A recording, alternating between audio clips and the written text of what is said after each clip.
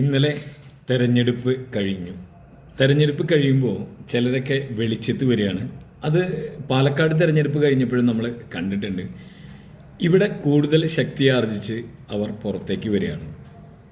എല്ലാവരും കൂടി ഒരുമിക്കുകയാണ്. പൊതുശത്രുവാണ് ഇടതുപക്ഷം, പ്രധാനമായിട്ടും സ്വരാജ്.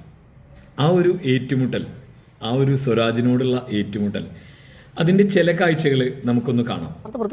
തെരഞ്ഞെടുപ്പ് ഉണ്ടാകാൻ കാരണമായിട്ടുള്ള അൻവറിന്റെ രാജി. അതിന് കാരണം എന്തായിരുന്നു? പോലീസിലെ RSS വൽക്കരണം. ആ പ്രശ്നം ഉന്നയിച്ചാണ് അൻവർ രാജി വരുന്നത്. അത് ഇവിടെ മലപ്പുറത്തുകാരെ സംബന്ധിച്ചിടത്തോളം അത് വിശദീകരിച്ച് കൊടുക്കേണ്ടതില്ലാത്ത അനുഭവിച്ചുകൊണ്ടിരിക്കുന്ന പ്രശ്നമാണ്. ആ പ്രശ്നം അഡ്രസ്സ് ചെയ്യാൻ സാധിച്ചു. ഇപ്പോൾ സ്വരാജ് ലോകത്തെ എല്ലാ കാര്യങ്ങളെക്കുറിച്ച്, പലസ്തീനെക്കുറിച്ച്, വെനസ്വേലയെക്കുറിച്ച് ഇതിലൊക്കെ ഭയങ്കരമായ അഭിപ്രായം പറയുന്ന ആളാണ്. പക്ഷേ മലപ്പുറത്ത് ഈ പ്രശ്നമുണ്ടല്ലോ. മലപ്പുറത്ത് ഒരു ക്രിമിനൽ ക്യാപിറ്റലാക്കി മാറ്റാൻ വേണ്ടി നടത്തിയുള്ള പരിശ്രമങ്ങൾ, അതാണ് അൻവർ ഉന്നയിച്ച ഏറ്റവും പ്രധാനപ്പെട്ട ഒരു പ്രശ്നം എന്ന് പറയുന്നത്. അതിൽ ഈ സ്വരാജ് ആ പ്രശ്നം ഉണ്ടായി ഇന്ന് വരെ ഒരു അക്ഷരം പറഞ്ഞിട്ടുണ്ട്, ഒന്നും പറഞ്ഞിട്ടില്ല. പൂമ്പാറ്റകളെക്കുറിച്ച് പറഞ്ഞാൽ വോട്ട് കിട്ടില്ലല്ലോ. പൂമ്പാറ്റകളെക്കുറിച്ച് പറഞ്ഞാൽ അല്ലെങ്കിൽ പലസ്തീനെക്കുറിച്ച് പറഞ്ഞാൽ അത് പലതരത്തിൽ റീലാക്കാം. മലപ്പുറത്തെ ഗ്രൗണ്ട് റിയാലിറ്റി എന്താണ്, കേരളത്തിലെ ഈ ഭരണവുമായി ബന്ധപ്പെട്ട പ്രശ്നം എന്താണ്, അതേക്കുറിച്ച് അക്ഷരം പറഞ്ഞിട്ടില്ല. ഇതേ പ്രശ്നം ഇപ്പോൾ തൃക്കാക്കരയിൽ ഇദ്ദേഹം MLA ആയിരിക്കുമ്പോഴാണ് അവിടെ ഒരു യോഗാ കേന്ദ്രത്തിൽ പെൺകുട്ടികളെ പീഡിപ്പിക്കുന്നു എന്ന വാർത്ത, പീഡനത്തിനിരയായ ആളുകൾ വന്ന് പുറത്തു വരുന്നു. ആ വാർത്ത പുറത്തു വന്നപ്പോൾ വാർത്ത പുറത്തു കൊണ്ടുവന്ന ചാനലിനെ ചെയ്തു പറയാനാണ് സ്വരാജ് സമയം കണ്ടെത്തി. ഇതാണ് എങ്ങാണ്ട് വരുന്ന പലസ്തീനെക്കുറിച്ച് വളരെ മീഡിയ വൺ ചാനലിലെ വാർത്ത വായിക്കാത്ത ഇരുട്ടുമുറിയിലിരുന്ന് ജനങ്ങളെ ന്യായം പഠിപ്പിക്കാൻ വരുന്ന ഇദ്ദേഹം ദാവൂദ് ജമാഅത്തെ ഇസ്ലാമിയാണ്.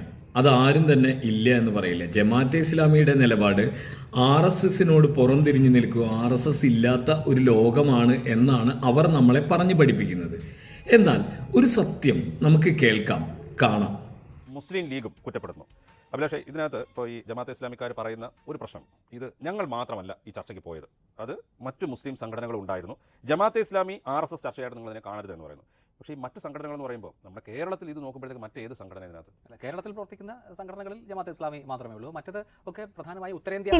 RSS ജമാഅത്തെ ഇസ്ലാമി ചർച്ചയ്ക്കെതിരെ വിദ്യാർത്ഥി വിഭാഗമായ ഫ്രട്ടേണിറ്റി. ചർച്ച രാഷ്ട്രീയ വിവേകമല്ലെന്നും ജമാഅത്തെ ഇസ്ലാമി വേട്ടക്കാരന്റെ അജണ്ട തിരിച്ചറിയുന്നില്ലെന്നും ദേശീയ സെക്രട്ടറി RS വസീം വിമർശിച്ചു. സ്വന്തം സംഘടന ചെയ്താൽ തെറ്റ് ശരിയാകില്ല. ജമാഅത്തെ ഇസ്ലാമി തെറ്റ്. മുസ്ലിം സംഘടനകളുമായി ചർച്ചകളിലേക്ക് കടന്നത് അടുത്തിടെയാണ്. ദേശീയ തലത്തിൽ വിവിധ സംഘടനകളുമായി ചർച്ച നടത്തിയ മോഹൻ ഭാഗവതും സംഘവും ഇപ്പോൾ കേരളത്തിലും ദേശീയ തലത്തിലും പ്രബലമായ സംഘടനകളുമായും ചർച്ച തുടങ്ങിയിട്ടുണ്ട്. കുറച്ചുകാലമായി കേരളത്തിലെ മുസ്ലിം സമൂഹത്തിലും RSS ഏത് സംഘടനയുമായിട്ടാണ് ചർച്ച നടത്തിയത് എന്ന ചോദ്യം ഉയർന്നിരുന്നു. ഇപ്പോൾ RSSുമായി ചർച്ച നടത്തിയത് തങ്ങളാണ് എന്ന് സ്ഥിരീകരിച്ച് ജമാഅത്തെ ഇസ്ലാമിയാണ് രംഗത്തെത്തിയത്.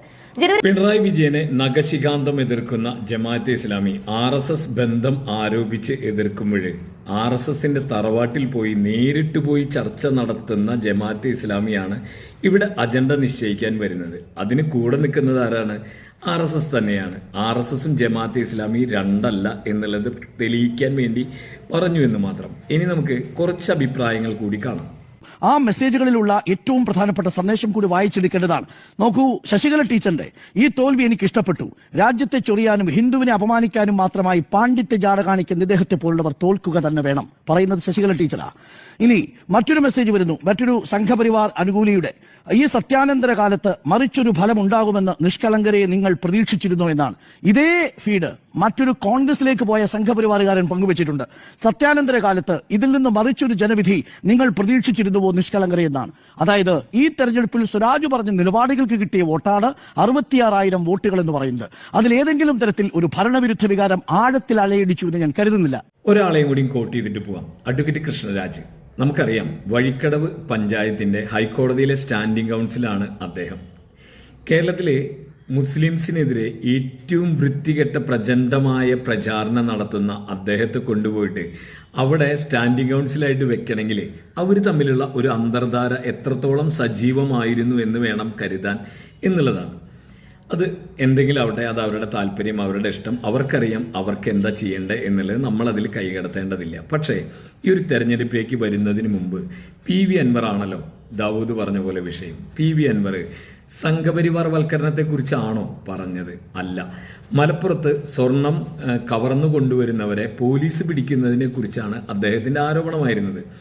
തെറ്റിച്ച് പറയല്ലേ ദാവൂദേ, നിങ്ങൾ അങ്ങനെ പറഞ്ഞു പോകല്ലേ. നിങ്ങൾ പറയുന്നു എന്നുള്ളത് കൊണ്ട് ജനം അത് വിശ്വസിക്കണം എന്ന് പറയുന്നത് കുറച്ച് പേരെ നിങ്ങൾക്ക് വിശ്വസിപ്പിക്കാൻ പറ്റുന്നുള്ളൂ എന്നുള്ളതിൻ്റെ ഒരു സത്യം പറയട്ടെ.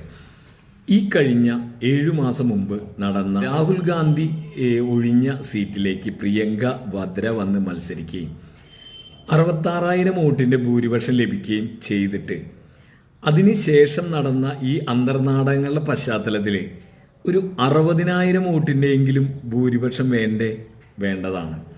കിട്ടുമെന്ന് പ്രതീക്ഷിച്ചതല്ലേ? അതാണ്. എവിടെ കിട്ടിയോ? ഇല്ല.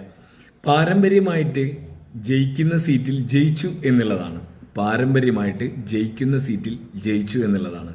രാജേഷ് ഏട്ടൻ പറഞ്ഞ പോലെ കേരള കോൺഗ്രസിന്റെ ജനനവുമായി ബന്ധപ്പെട്ട ഒരു കാലത്ത് ലീഗ് ഇവിടെ നിൽക്കുകയും അവിടെ നിൽക്കുകയും നിൽക്കുന്ന ഒരു കാലത്ത് ആണ് അവിടെ ഇടതുപക്ഷം ചിഹ്നത്തിൽ ജയിച്ചിട്ടുള്ളത്. അല്ലെങ്കിലൊക്കെ അത് ജയിക്കുക എന്നുള്ളത് ഒരു ബാലികേറ മലയായിട്ട് ജയിക്കാറുണ്ട് എന്ന് മാത്രം.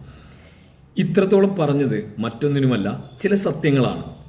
കല്ലെറിയുന്നവർക്ക് കല്ലെറിയാം, മറുപടി പറയാൻ അറിയുന്നവർക്ക് മറുപടി പറയാം. എല്ലാവർക്കും നന്ദി, നമസ്കാരം.